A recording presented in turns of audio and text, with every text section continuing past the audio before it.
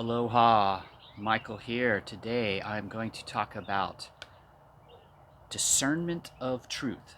So, what is truth? This is a very interesting question. We all have a different idea as to what the truth is. Is the truth only factual? Is the truth only what you believe is real? Is the truth based on anything other than what we see? Well, there are certain things that we can say we are certain about. If we say that truth is only that which we know for absolute certainty, then the truth is forever changing. If we look back on our history, say 100 years, our understanding of the universe was much different than it is today. The level of knowledge that we had 100 years ago was not less true than it is today. It was as true as we were willing to understand it and perceive it such that we were able to make sense of it. So everything that comes to us as far as the raw data is illuminating us upon the acceptance and processing of that data into usable information that we call knowledge. So if you look at a book, for example, and it doesn't matter whether it's fiction, whether it's nonfiction, science fiction, it doesn't really matter. The author of that story described their reality as they understood it, which actually occurred however they described it. So it comes down to understanding the difference between physical reality and our spiritual actuality.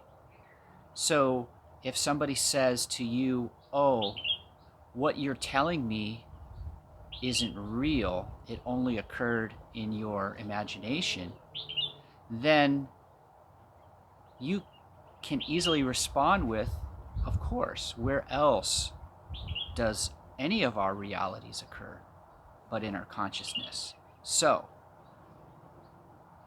the truth about the truth is that every belief is only partially true and therefore a paradox. Until you understand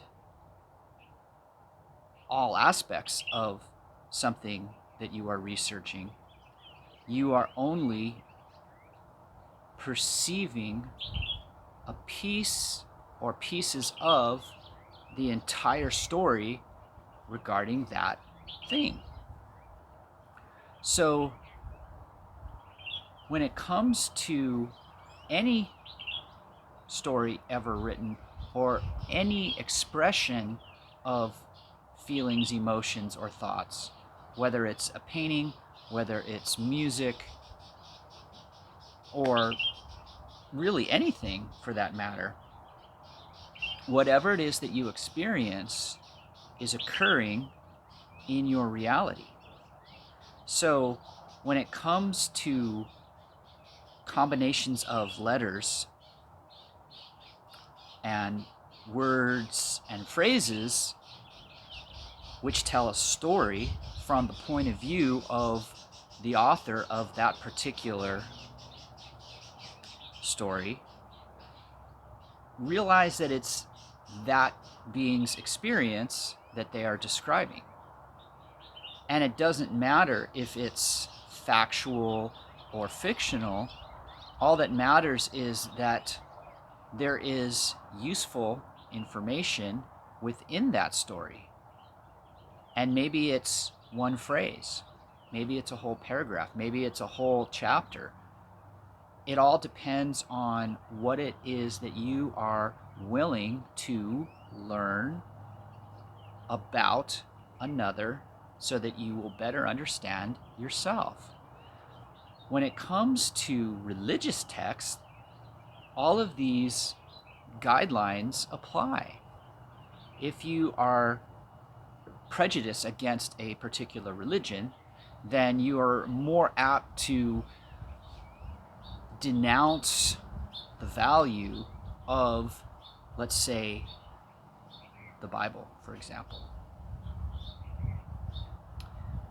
And although you can understand that many religious leaders have used the Bible to manipulate and control others, it is their interpretation of the text and only used to manipulate others through fear.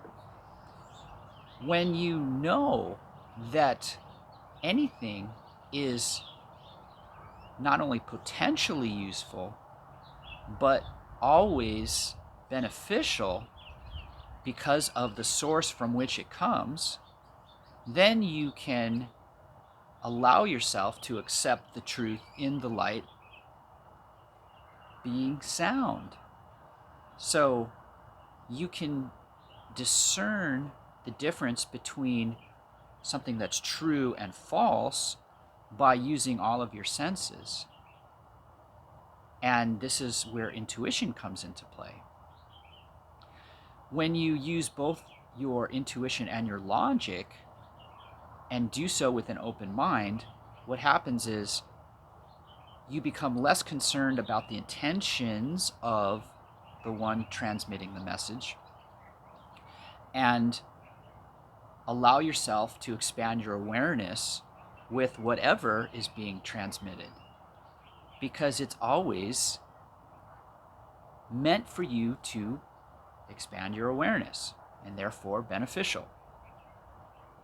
So if somebody intentionally tries to deceive you, for example, what are you learning? Well, you're learning who not to remain connected to. You don't have to allow yourself to be abused. You can decipher the intentions very easily through the use of your instincts, and you can navigate through the stream of zeros and ones that are being downloaded. Or you could ignore the message and place yourself in a position to where your awareness will remain wherever it is, which is fine. That's part of the human experience, is just simply being as consciously aware as you are in that moment of time. The beautiful thing about awareness is it expands. It does not contract. Your conscious rate of frequency can be altered. You can increase the rate or you can decrease the rate. And it all comes down to you controlling the flow of information as it's occurring to you.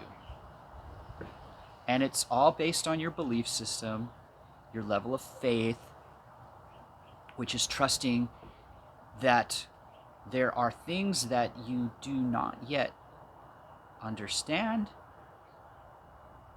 but if you trust that they will benefit you, all of these experiences, and enable you to expand your awareness,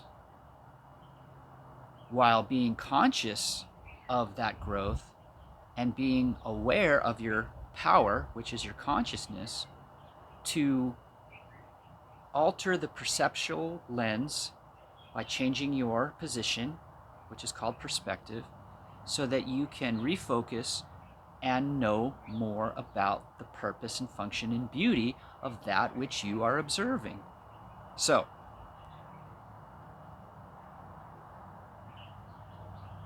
everything is occurring for a reason. Know that you are able to create your reality however you wish and feel as peaceful as you want to feel.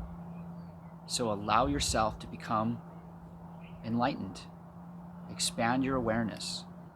Appreciate everything in your life. Respect every interaction, every being, everything that you've experienced as an opportunity to learn more about yourself through better understanding one another.